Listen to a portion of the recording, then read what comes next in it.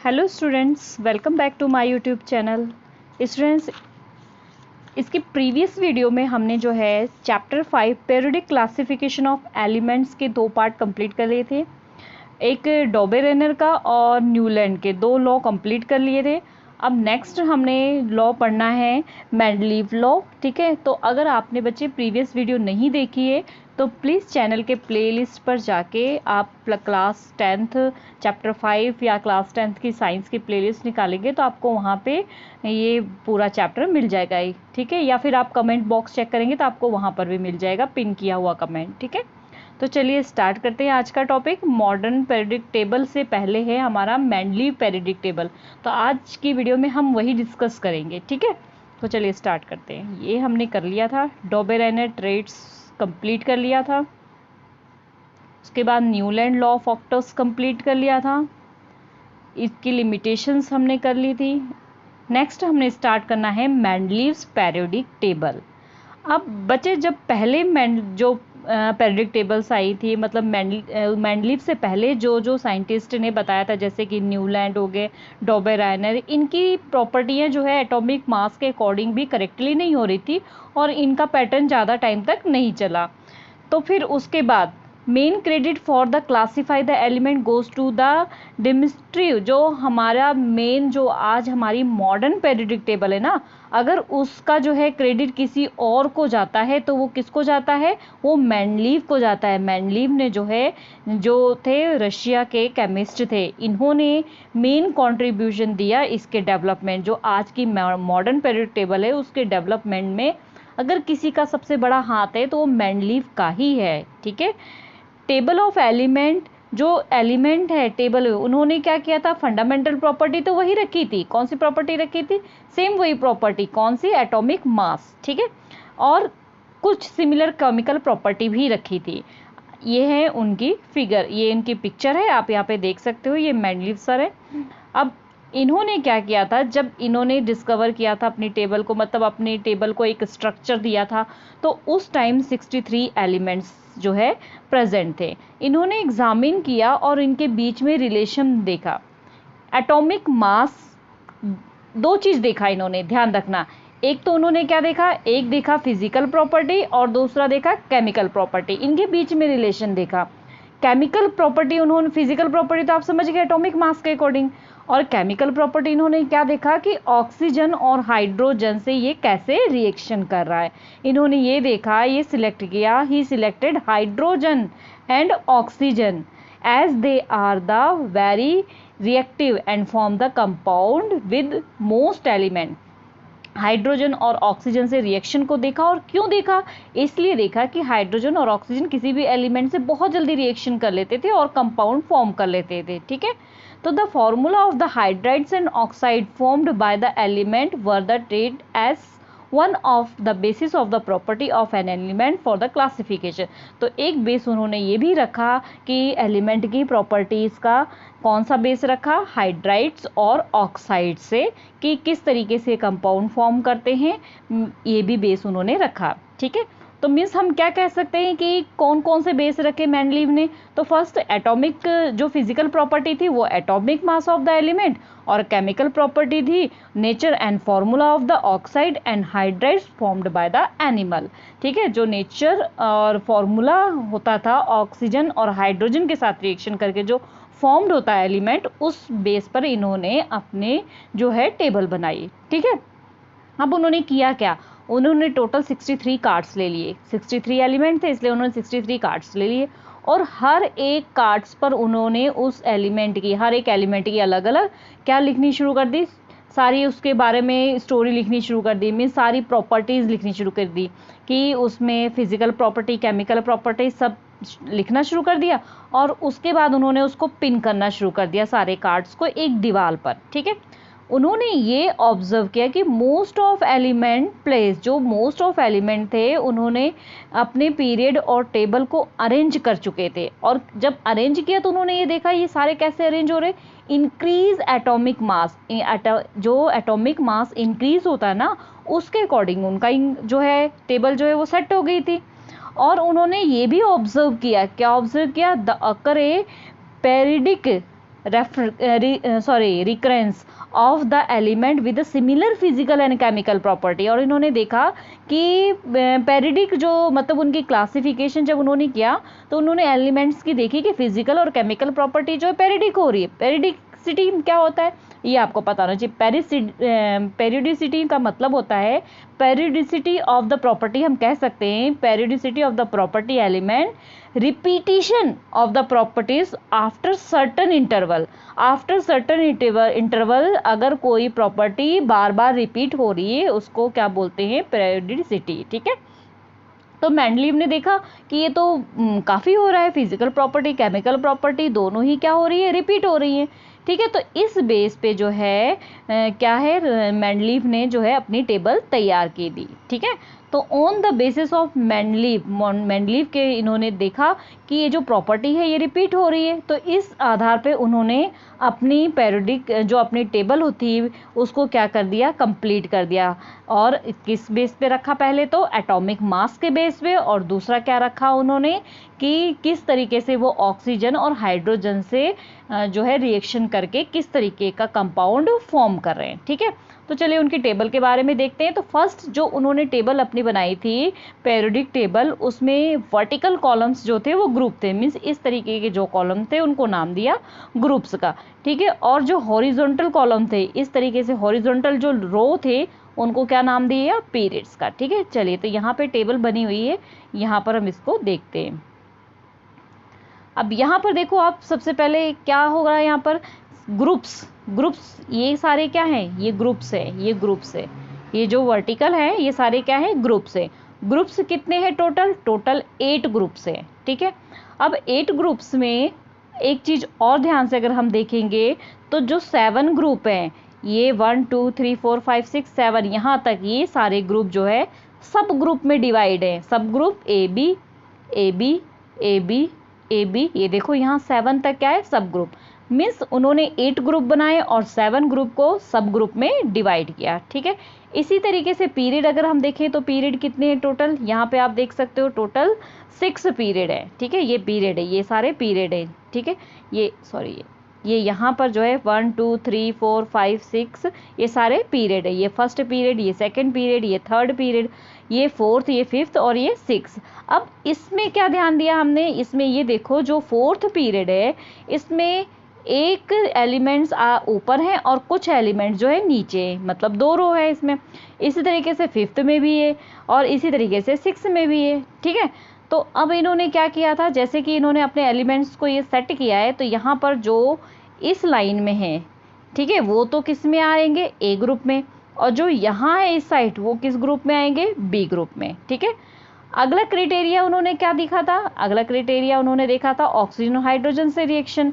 तो अगर हम फर्स्ट ग्रुप के एलिमेंट्स को देखते हैं तो फर्स्ट ऑक्सीजन से रिएक्शन करके R2O, R जहाँ पर है इसका मतलब ये जो इस लाइन में एलिमेंट्स है वो सारे क्या करेंगे, ऑक्सीजन से रिएक्शन करके इस तरीके का कंपाउंड फॉर्म्ड करेंगे। सिर्फ हमने R को रिप्लेस करना है और यहाँ पर हाइड्रोजन लगा देना, तो ये क्या बन जाएगा, H2O। ठीक है, इसी तरीके से हम अगर लिथियम को इस फॉर्मूले में डालेंगे तो क्या आ जाएगा, Li2O। ठीक है, इसी तरीके से अगर हम सोडियम को डालेंगे तो क्या आएगा, Na2O। बात समझ आ रही है ना, सिर्फ R को हटा के हमने क्या किया, उसको रिप्लेस कर दिया है। ठीक है, तो ये हमारी ऑक्सीजन के साथ सेम फॉर्मूला दे रहे हैं। अगली बात क्या की थी, हाइड्रोजन के साथ, हाइड्रोजन यहाँ पर RH। ठीक है, RH मीन्स R को हटा के हमने दूसरा एलिमेंट जोड़ना है जो इस ग्रुप में है। तो अगर हम पहले हाइड्रोजन को देखें तो ये क्या हो जाएगा, 2H है इसलिए क्या हो जाएगा, H2। अब लिथियम को अगर हाइड्रोजन में जोड़ेंगे तो क्या आ जाएगा, LiH। सोडियम को जोड़ेंगे तो क्या आ जाएगा, NaH। तो बात समझ आई ना कि यहाँ R को हटा के हमने एलिमेंट्स को लगा देना है और वो सेम कंपाउंड दे रहे हैं। तो ये केमिकल प्रॉपर्टी थी उनकी। चलिए एक आध और आपको भी बताती हूँ, जैसे कि फॉर एग्जांपल आ जाते हैं हम इस वाले पे। यहाँ पर हमारे पास है R2O3। अगर मैं यहाँ से इस एल्यूमिनियम को ले लेती हूँ और रिप्लेस कर देती हूँ तो ये फॉर्मूला क्या हो जाएगा, Al2O3, एल्यूमिनियम ऑक्साइड। सिर्फ क्या किया, R को हटा के वहाँ पे Al को प्लेस कर दिया। ठीक है, तो ये हो गया उनका हाइड्राइड और ऑक्साइड के अकॉर्डिंग उन्होंने रखा था कि यहाँ पर जितने भी एलिमेंट से ऑक्सीजन से रिएक्शन करके ये बनाएंगे और हाइड्रोजन से रिएक्शन करके ये वाले फॉर्मूले फॉर्म करेंगे। तो ये इस तरीके से इन्होंने इसको सारा सेट किया था एटॉमिक मास के अकॉर्डिंग और हाइड्रोजन और ऑक्सीजन से रिएक्शन के अकॉर्डिंग, मीन्स हाइड्राइड और ऑक्साइड के जो कंपाउंड फॉर्म्ड होते थे। ठीक है, चलिए ये टेबल हमने पढ़ लिया। अब आगे इनके अचीवमेंट्स देख लेते हैं। अचीवमेंट्स क्या थे? फर्स्ट क्या था, इन्होंने जब पीरियोडिक टेबल को अपने डेवलप किया था तो मेंडलीफ ने कुछ एलिमेंट को एटॉमिक मास के अकॉर्डिंग तो रखा था, लेकिन कहीं कहीं उनसे ये गलती हो गई थी कि उन्होंने इंक्रीजिंग एटॉमिक मास के अकॉर्डिंग रखा था। ठीक है, याद रखना, इंक्रीजिंग एटॉमिक मास। तो कहीं कहीं उन्होंने क्या किया था कि जो इंक्रीजिंग एटॉमिक मास के अकॉर्डिंग क्या है, जो 4 है वो पहले आना चाहिए, जो 6 है वो बाद में आना चाहिए। पर उनसे गलती ये हो गई कहीं कहीं कि पहले 6 आ गया और बाद में 4 आ गया। फिर ये तो गलत था ना। जैसे कि यहाँ पर हम देखते हैं, आप यहाँ देख सकते हो इस जगह कोबाल्ट निकल में, कोबाल्ट का जो है 58.93, निकल का है 58.71। अगर इंक्रीजिंग एटॉमिक मास हमने देखा है तो निकल पहले आना चाहिए और कोबाल्ट बाद में आना चाहिए ना, क्योंकि ये छोटा है। निकल का मास नंबर जो है कम है और कोबाल्ट का मास नंबर क्या है, ज़्यादा है। तो निकल को पहले आना चाहिए और कोबाल्ट को बाद में आना चाहिए। बट ये तो यहाँ पर गलती है ना इनकी। ठीक है, हमने अचीवमेंट में एक गलती देख ली, चलो कोई बात नहीं, आगे इनकी बहुत सारी अच्छाइयाँ भी है। ठीक है, तो यही एग्जाम्पल आपको यहाँ पूरी इस लाइन में दिया हुआ है, तो आप इसको देख लेना। ठीक है, नेक्स्ट मेंडलीफ ने, अब अच्छाई थोड़ी सी देखते हैं। मेंडलीफ ने क्या किया था, यहाँ पर देखते हैं पहले। मेंडलीफ ने क्या किया था, अपने जो है टेबल में कहीं कहीं गैप छोड़ दिया था। वो गैप इसलिए छोड़ा था कि उन्होंने पहले ही बोल दिया था कि जो न्यूलैंड थे उन्होंने क्या बोला था कि उस टाइम सिर्फ 56 एलिमेंट रहेंगे और आगे डिस्कवर ही नहीं होंगे।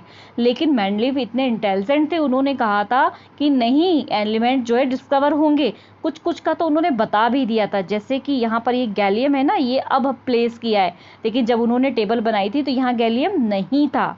ठीक है, इसी तरीके से जो है जर्मेनियम भी नहीं था। इन्होंने क्या किया था, जो एल्यूमिनियम है ना उसके जस्ट नीचे जो है गैलियम आ रहा था। मीन्स उन्होंने फ्यूचर में ये बता दिया था कि यहाँ पर जो है एक ऐसा एलिमेंट आएगा जिसकी प्रॉपर्टी जो है एल्यूमिनियम से मैच करेगी। ठीक है, तो एक ऐसा एलिमेंट आएगा जिसकी प्रॉपर्टी एल्यूमिनियम से मैच करेगी। इसी तरीके से यहाँ पर उन्होंने कहा जिसके एक ऐसा एलिमेंट आएगा जिसकी प्रॉपर्टी सिलिकॉन से मैच करेगी। अब इस जगह को उन्होंने खाली छोड़ के क्या लिख दिया वहाँ पर, यहाँ पर लिख दिया एका एल्यूमिनियम। ठीक है, एका एल्यूमिनियम क्यों लिख दिया इन्होंने? एका एल्यूमिनियम मीन्स एक नीचे मीन्स अगर हम कहते हैं कि उसके नीचे। अब एका एल्यूमिनियम इसलिए लिखा कि इन्होंने कहा कि ये जो गैलियम है इसकी ऑलमोस्ट प्रॉपर्टी जो है एल्यूमिनियम के जैसी होगी। ठीक है, इसको एका क्यों लिखा यहाँ पर कि इसकी ऑलमोस्ट सारी जो प्रॉपर्टी होगी वो सिलिकॉन के जैसी होगी। ठीक है, तो देखो कितने इंटेलिजेंट थे, है ना।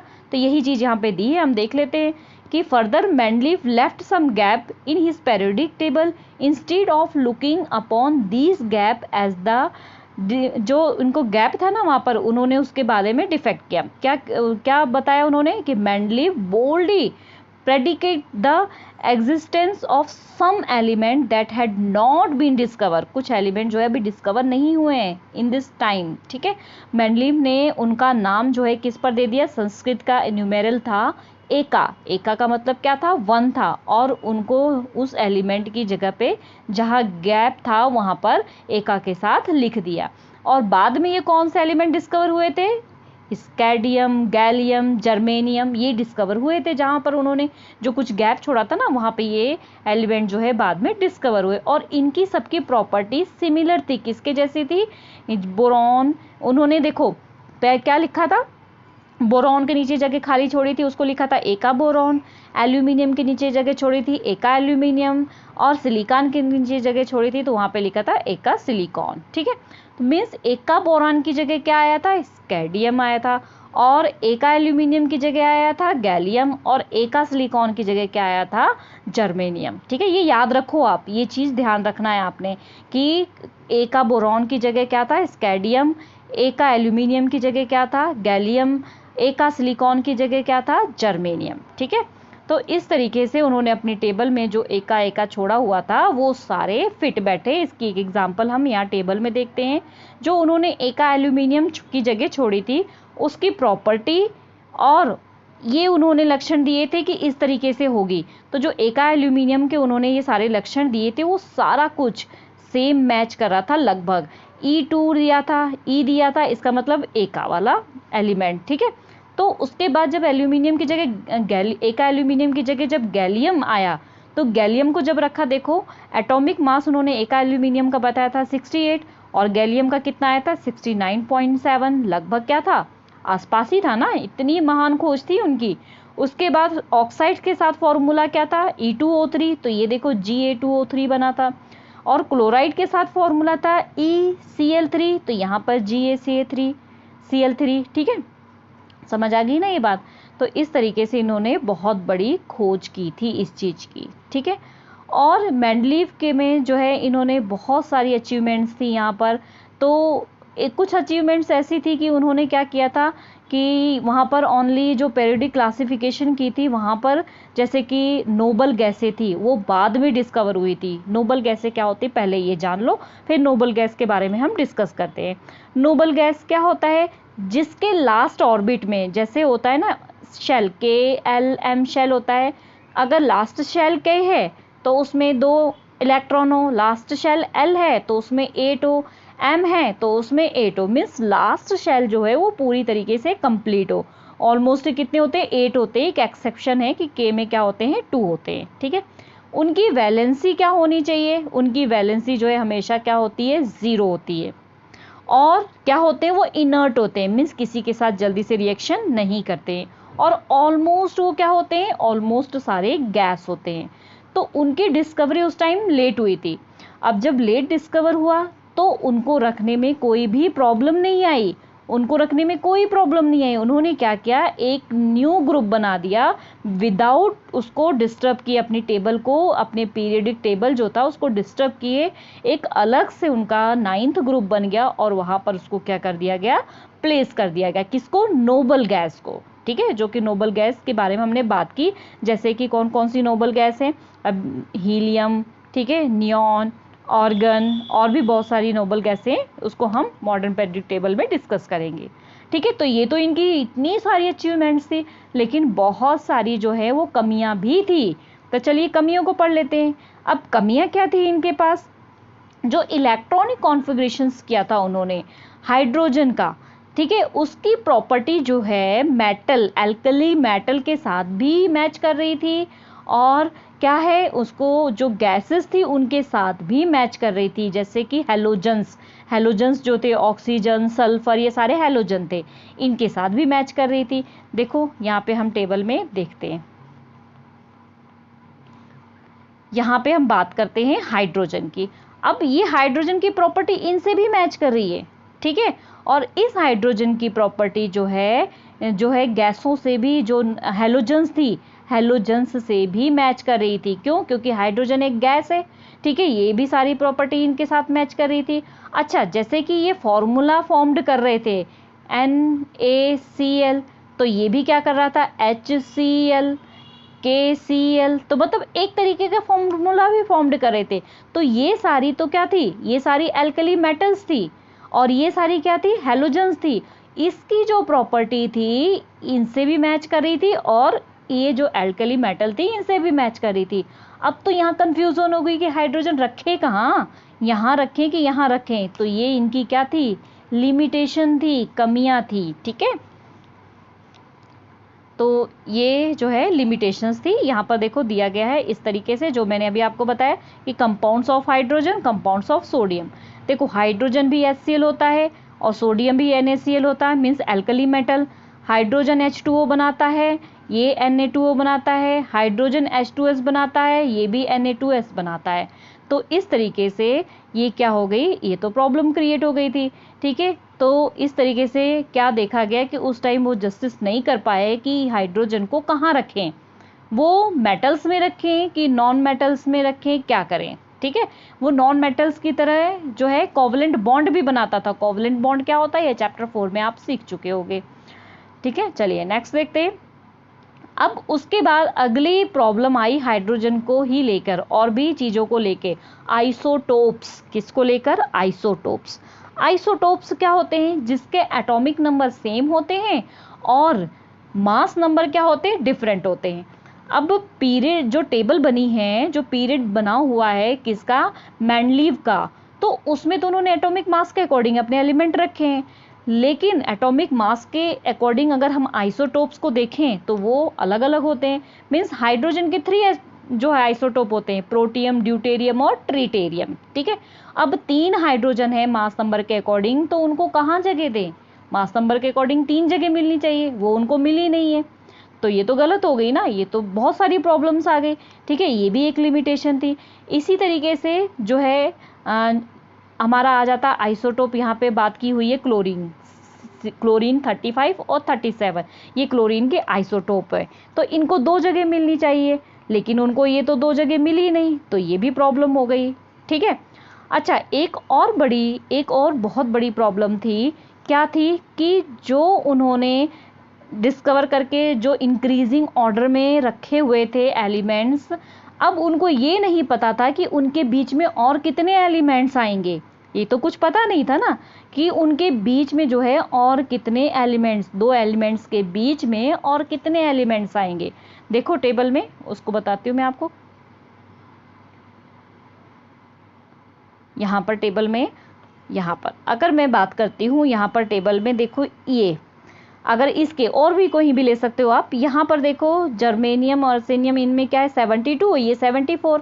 ठीक है, अब इनके बीच में पता नहीं था क्या आ जाएगा, 73 आ जाए, 73.5 आ जाए, 72.5 आ जाए, मतलब कुछ अंदाज़ा नहीं था कि इनके बीच में और कितने एलिमेंट्स आ सकते हैं। तो ये भी एक बहुत बड़ी क्या थी? लिमिटेशन थी। ठीक है, तो ये हो गई हमारी लिमिटेशंस।